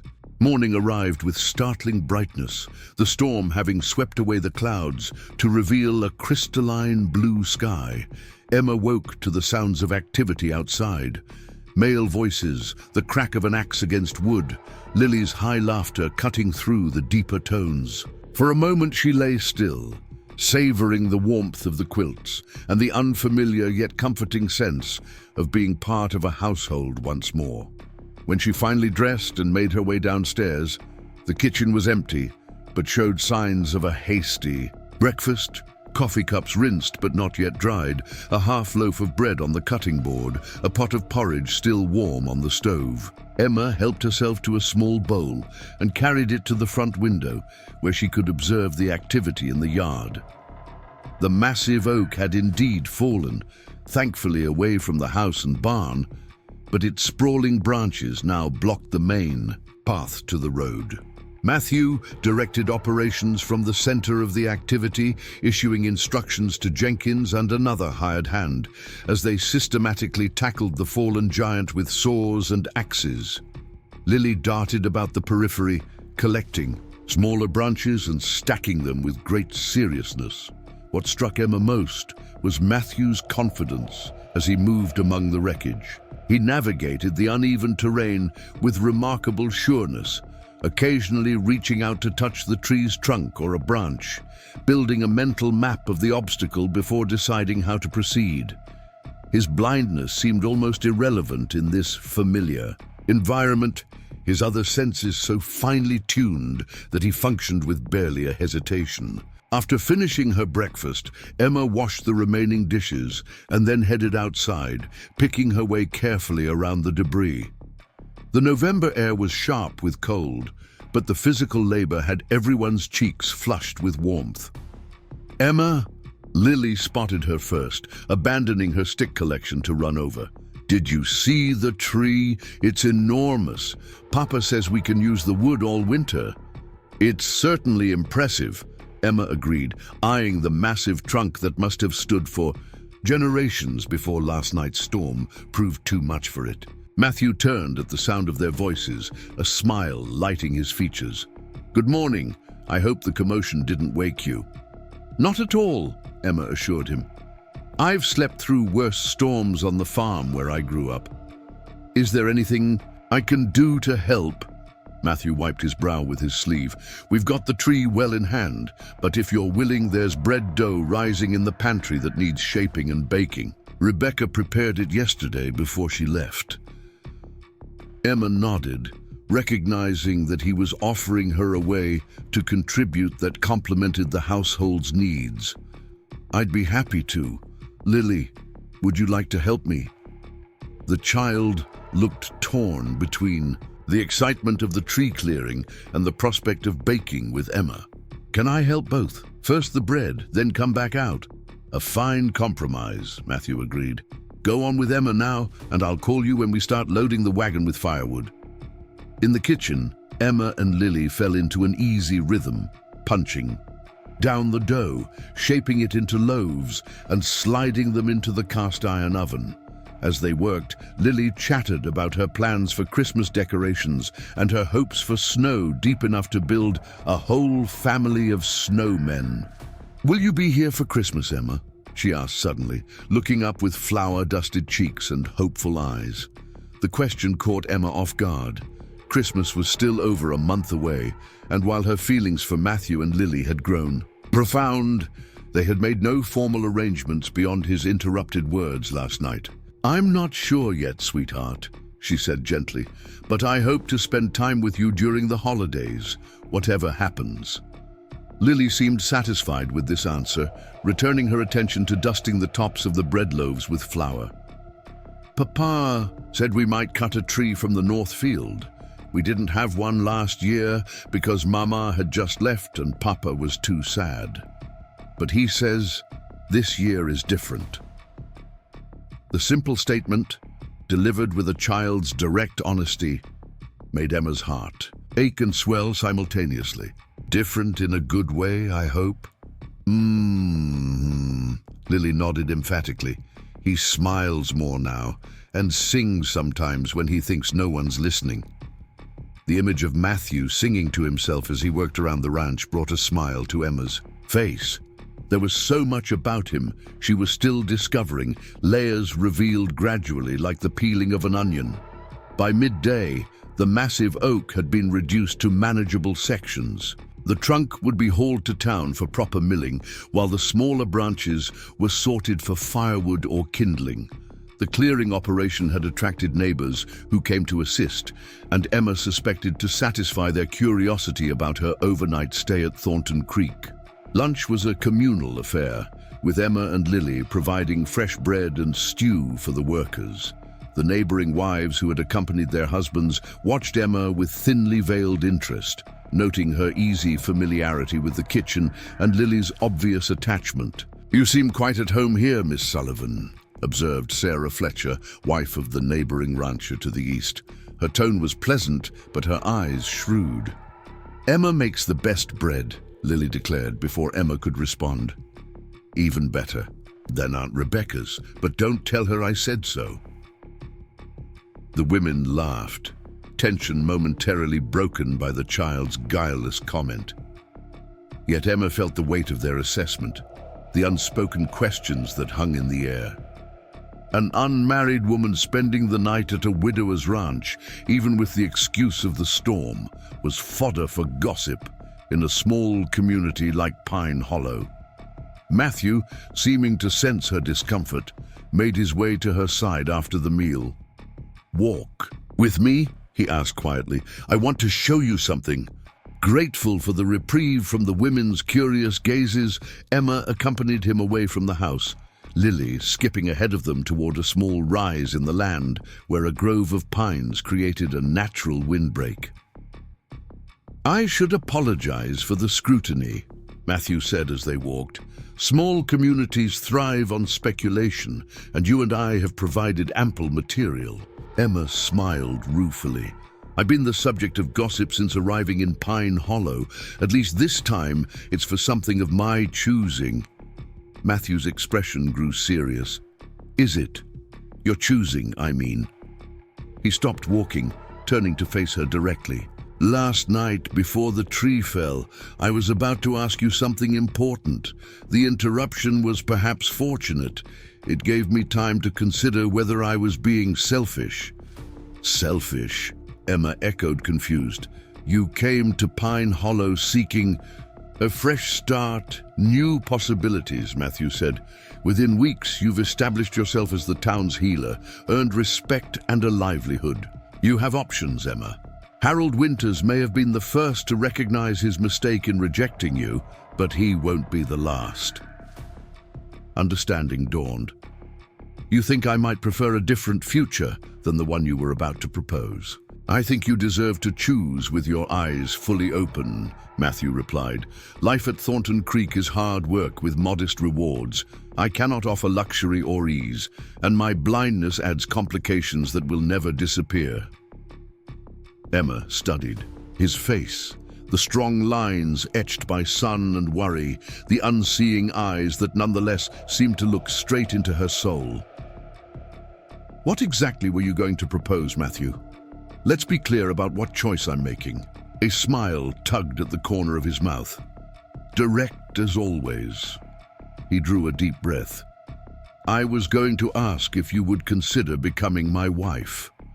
Not out of convenience or practicality, though there would be practical benefits, but because I have grown to love you, Emma Sullivan. Your kindness, your strength, your gentle hands and forthright mind. I love the way you've brought light back into this home and hope back into my daughter's heart." The words hung in the clear November air, simple and profound. Emma's eyes filled with tears, not of sorrow but of unexpected joy.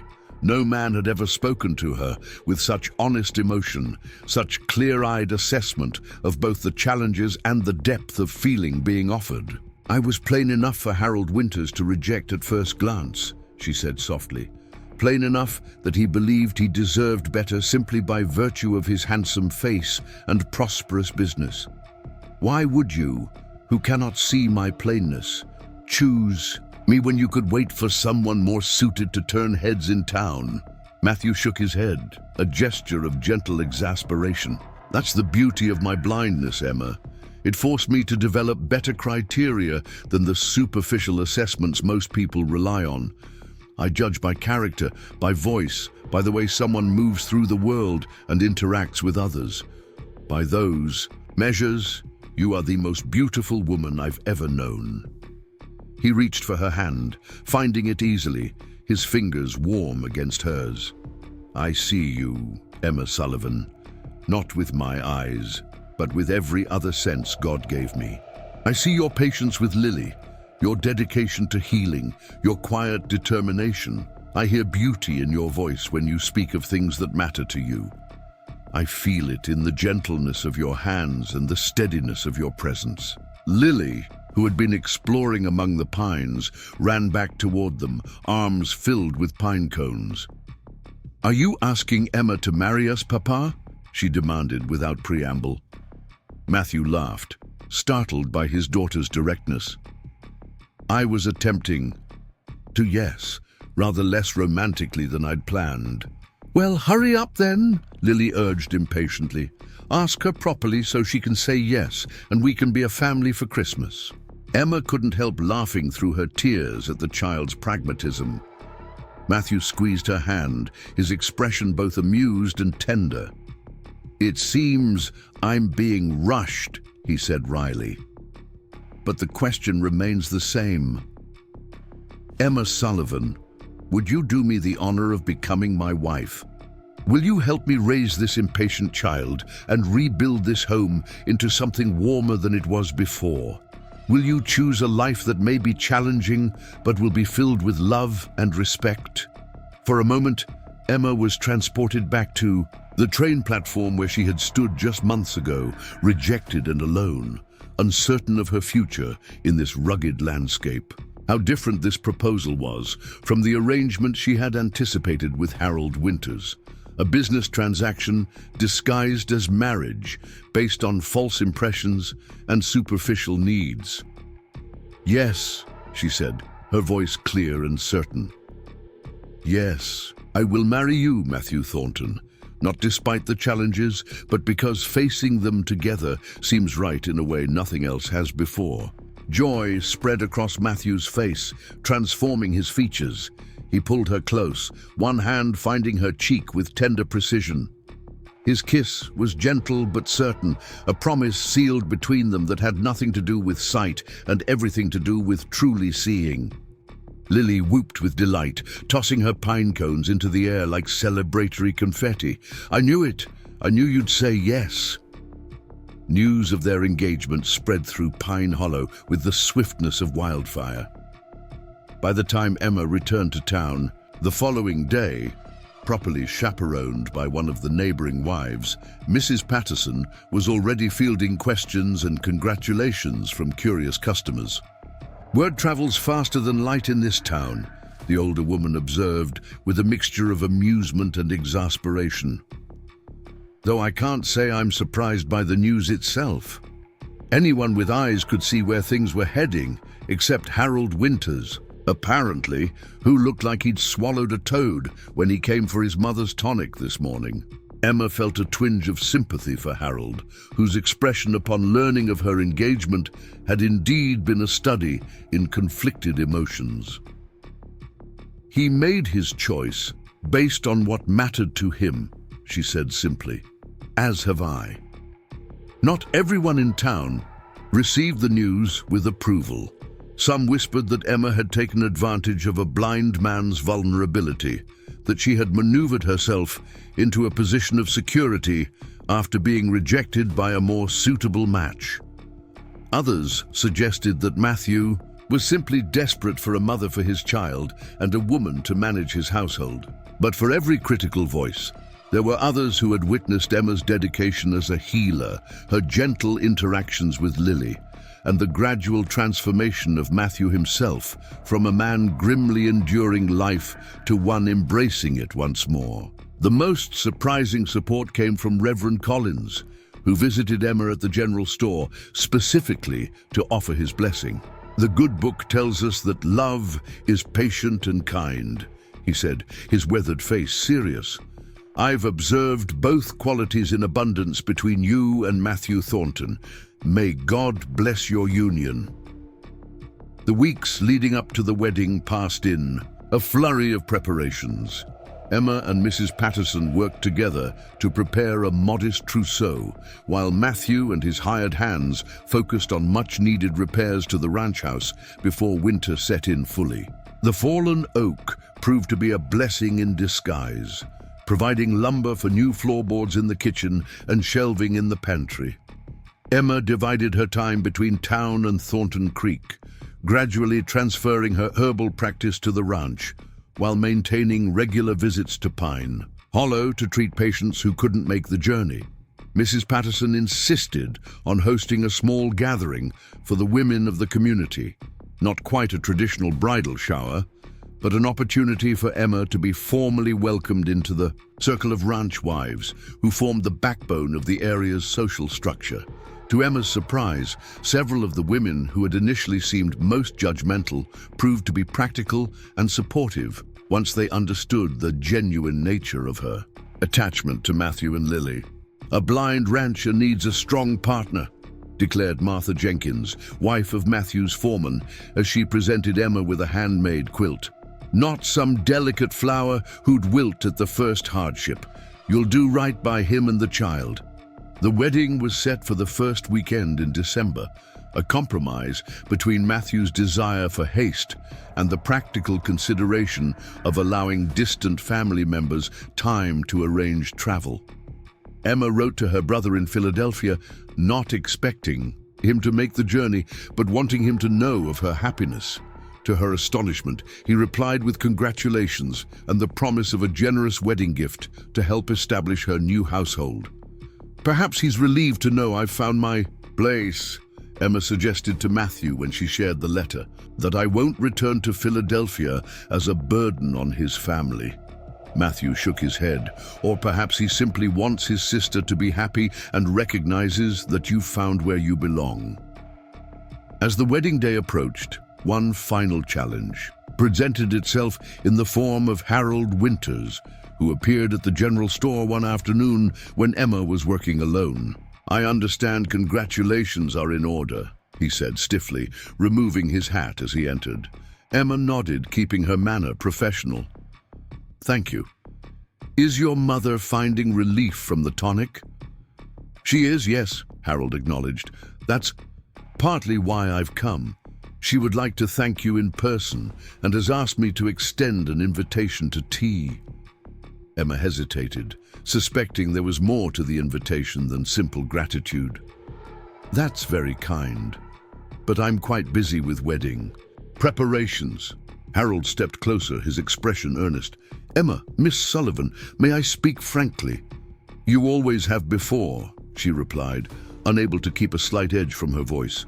He had the grace to look abashed. "I deserve that.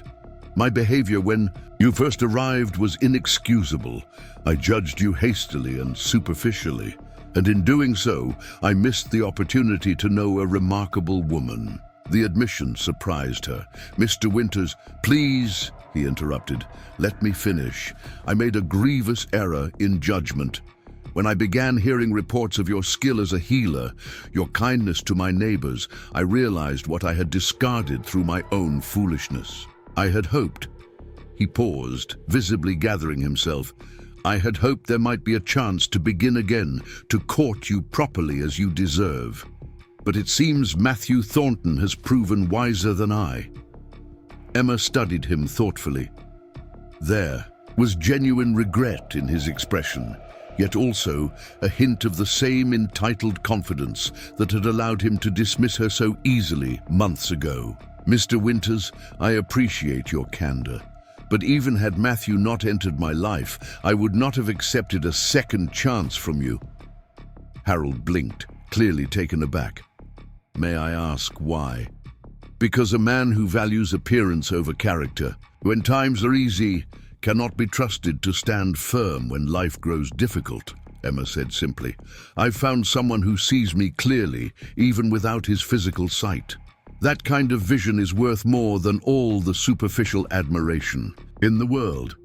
For a moment, Harold looked as if he might argue, but then his shoulders sagged slightly in acceptance. I understand.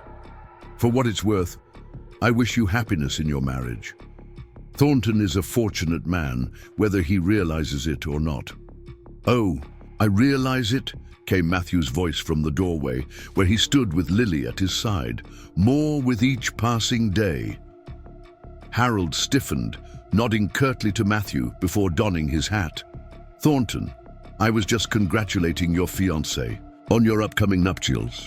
How generous, Matthew replied, his tone neutral, but his stance protective as he moved further into the store. We appreciate your good wishes.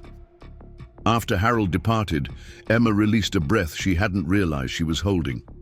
How much did you hear?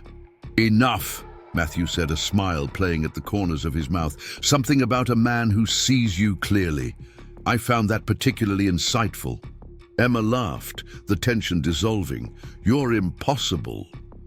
And yet you've agreed to marry me, he pointed out, reaching for her hand, which suggests a certain tolerance for impossibility on your part.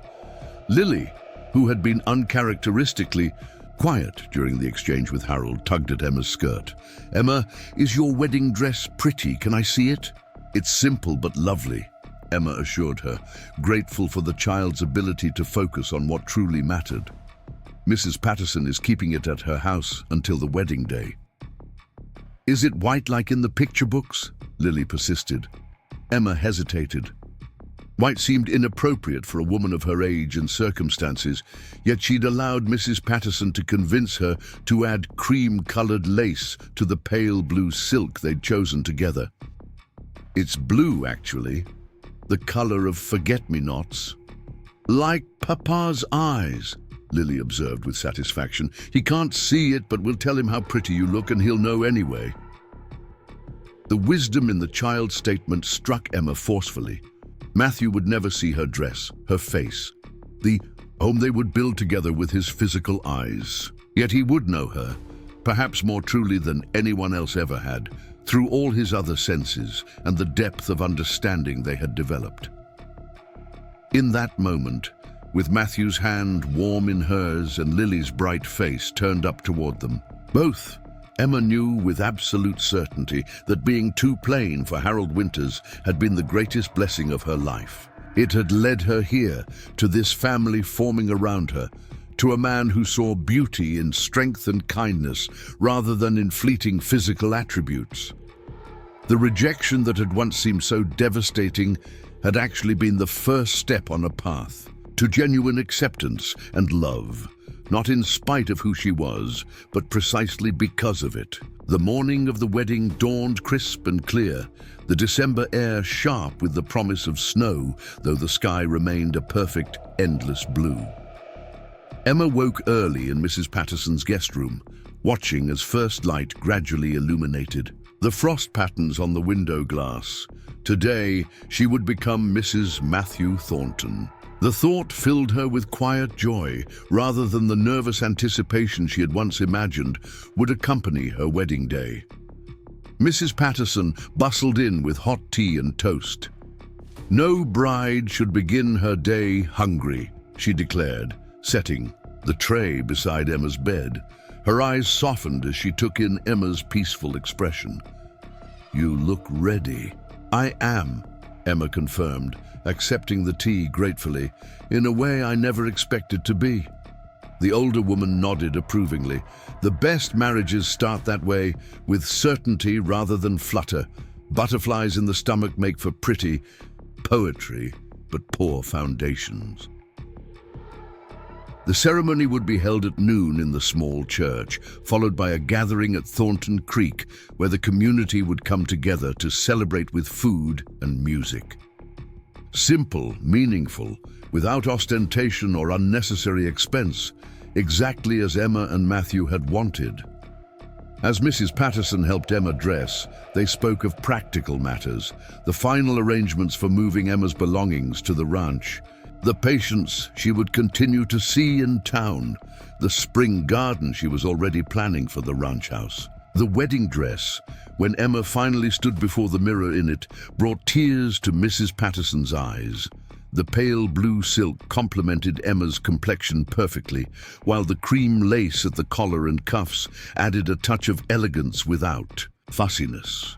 Her brown hair, arranged in a simple but flattering style, was adorned with sprigs of dried lavender and rosemary, herbs of remembrance and love. "You look beautiful," Mrs. Patterson said firmly, "not because of the dress or the occasion, but because you are standing in your truth, Emma Sullivan. There's no beauty more genuine than that." A light knock at the door announced the arrival of Rebecca, Matthew's sister, who had returned to Pine Hollow for the wedding. She entered with an excited Lily, who was already dressed in her best Sunday dress with a ribbon matching Emma's gown woven through her braids. "Emma!" Lily gasped, eyes wide. "You look like a fairy queen from my storybooks." Emma laughed, kneeling to embrace the child. "Thank you, sweetheart, and you look absolutely perfect." Rebecca, more reserved but no less warm, nodded approvingly. "My brother may not be able to see you with his eyes, but he'll know exactly how lovely you are today." She held out a small package wrapped in tissue paper. "This is from Matthew. He asked me to give it to you this morning." Inside the package, Emma found a delicate silver chain with a small pendant, a perfect miniature forget-me-not flower crafted in silver and blue enamel. A note in Matthew's strong, careful handwriting accompanied it. "For the woman who taught me to truly see, wear this close to your heart, as I will hold you in mine always." He had it made specially, Rebecca explained, helping Emma fasten the necklace. Described exactly what he wanted to the silversmith in Helena. Said the forget-me-not represents finding unexpected joy and true connection. The small, thoughtful gift moved Emma deeply. She touched the pendant where it rested against her throat, thinking of all it represented. Not just Matthew's love, but his profound understanding of what mattered beyond physical sight. The church bells began to ring, signaling it was time. Emma took a deep breath, gathering her small bouquet of winter greenery and dried flowers. "I'm ready," she said, her voice steady and sure. The walk to the church, through Pine Hollow's main street, attracted attention from every window and doorway. Women paused in their morning tasks to wave, men removed their hats in respect, and children ran alongside for short distances before being called back by their mothers. Emma felt the community's eyes on her, not with judgment now, but with genuine goodwill and acceptance. At the church steps, she was surprised to find Harold Winters waiting, hat in hand, his expression solemn. "Miss Sullivan," he said formally, "I wanted to offer my personal congratulations before you enter." He held out a small envelope. "A wedding gift from my mother and me. She has benefited greatly from your remedies and wished to express her gratitude." Emma accepted the envelope with gracious thanks, sensing that this gesture represented Harold's final acknowledgement of his error in judgment and perhaps his way of making peace. Inside the church, warm lamplight illuminated the simple decorations, pine boughs and red berries adorning the pews, candles glowing in the windows. The small space was filled to capacity with what seemed like every resident of Pine Hollow and the surrounding ranches. At the altar stood Matthew, tall and handsome in his best suit, his face turned expectantly toward the door as he listened for Emma's arrival. Beside him stood Jenkins as best man, looking uncomfortable but proud in his Sunday clothes. As Emma began her walk down the aisle, Lily preceding her with a basket of pine cones and dried flowers, a hushed murmur of appreciation rippled through the congregation. But Emma's attention was fixed solely on Matthew, whose face transformed. At the sound of her approach, hope and love and certainty all mingled in his expression. Reverend Collins conducted the ceremony with simple dignity, speaking of partnership and mutual support, of seeing with the heart what the eyes might miss, of building a life based on shared values rather than fleeting attractions. When it came time for their vows, Matthew reached for Emma's hands with perfect accuracy, holding them firmly as they made their promises. I, Matthew Thornton, take you, Emma Sullivan, to be my wife," he said, his deep voice steady and clear. "I promise to cherish you for exactly who you are, to listen when you speak and hear what remains unspoken, to build a home with you where truth and kindness rule. I may not see the world as others do, but I see you, Emma, your compassion, your strength, your healing spirit, and I will be grateful for that vision every day of our lives together." Emma's heart swelled as she responded with her own vows. "I, Emma Sullivan, take you, Matthew Thornton, to be my husband. I promise to stand beside you through all challenges, to be your eyes when needed and your equal partner always, to create with you a family where love sees beyond the surface to what truly matters. You have taught me that real beauty lives in character and courage, and I will carry that lesson in my heart as your wife, now and always." When Reverend Collins pronounced them husband and wife, Matthew's kiss was tender yet certain, the action of a man who knew precisely what treasure he had found and intended to honor it for a lifetime.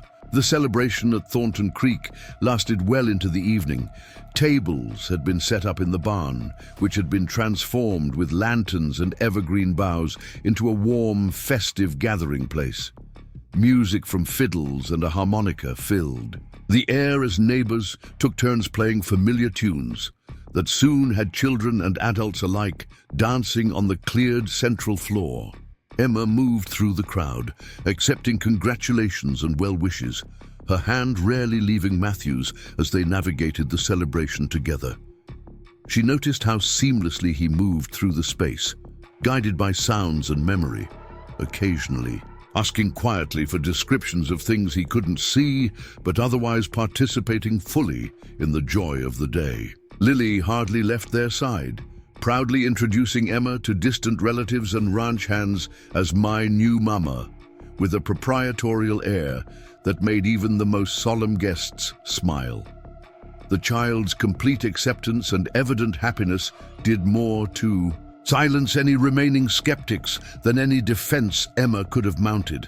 As evening deepened and guests began to depart, snow finally began to fall. Large, lazy flakes drifting down to dust the landscape with a fresh layer of white. Emma stood on the porch with Matthew, his arm around her waist, as they bid farewell to the last visitors. "It's snowing," she told him, describing the peaceful scene. "Everything looks new." Matthew smiled, turning his face up to feel the snowflakes land on his skin. "A fitting beginning," he said, "clean and fresh, like the life we're starting together." Inside, Lily had finally succumbed to exhaustion, falling asleep on the settee where Rebecca had covered her with a quilt. "She fought it as long as she could," Rebecca said softly. "Didn't want to miss a moment of her new family's first day." After Rebecca retired to the guest room, Emma and Matthew sat before the hearth, the house quiet around them, save for the crackling of the fire and the occasional settling of timbers. Emma had changed from her wedding dress into a simpler gown, though she still wore the forget-me-not pendant against her throat. "Are you happy, Mrs. Thornton?" Matthew asked, his fingers gently tracing the contours of her face as if memorizing every detail. "Completely," she assured him, leaning into his touch. "Are you disappointed at all that you couldn't see your bride today?" Matthew shook his head. "I saw everything that mattered. Your voice steady with certainty, your hands warm in mine. The way Lily's footsteps danced around you with happiness." His smile deepened. "Besides, Rebecca gave me a thorough description of how beautiful you looked, and Mrs. Patterson made sure I knew exactly how the blue of your dress matched the forget-me-nots in your pendant." Emma laughed softly. "They've become quite the advocates for making sure you don't miss anything." "I miss very little," he assured her, drawing her closer, "especially now that you're here to share what you see, to help me experience the world in new ways." As they sat, wrapped in comfortable silence, Emma reflected on the strange, winding path that had led her to this moment. Harold Winter's rejection, so devastating at the time, now seemed like the necessary first step on a journey towards something far more genuine and fulfilling than she could have imagined. She had come to Pine Hollow seeking security and respectability through marriage, expecting at best a practical partnership with a man who might eventually develop affection for her. Instead, she had found love with a man who truly saw her, built a place for herself in a community that now valued her skills, and gained a daughter whose bright spirit enriched her life immeasurably. Being too plain for Harold Winters had led her to a man who measured beauty by entirely different standards, by kindness shown, by strength displayed in adversity, by the gentle skill of healing hands and the honesty of an open heart. Outside, the snow continued to fall, covering Pine Hollow and Thornton Creek in a blanket of pristine white. Inside, by the warm hearth, Emma leaned her head against her husband's shoulder and knew with absolute certainty that she had found her true home, not in a place but in the love of a family that saw her exactly as she was and chose her, plainness and all, with open eyes and full hearts. "What are you thinking?" Matthew asked, sensing her contemplative mood. Emma smiled, taking his hand and placing it over her heart where the forget-me-not pendant lay. "I'm thinking that some kinds of beauty can only be seen when we stop looking with our eyes and start seeing with our souls." Matthew nodded, understanding, perfectly as he always seemed to. "That," he said softly, "is the most valuable lesson my blindness ever taught me, and it led me straight to you." In that moment, as snow fell silently outside and firelight danced across the walls of their home, Emma knew that she had never been plain at all. She had simply been waiting for the right eyes to see her, for the right heart to recognize her, for the right soul to mirror her own. And in Matthew Thornton, blind rancher with extraordinary vision, she had found exactly that. Up next, you've got two more standout stories right on your screen. If this one hit the mark, you won't. Want to pass these up, just click and check them out.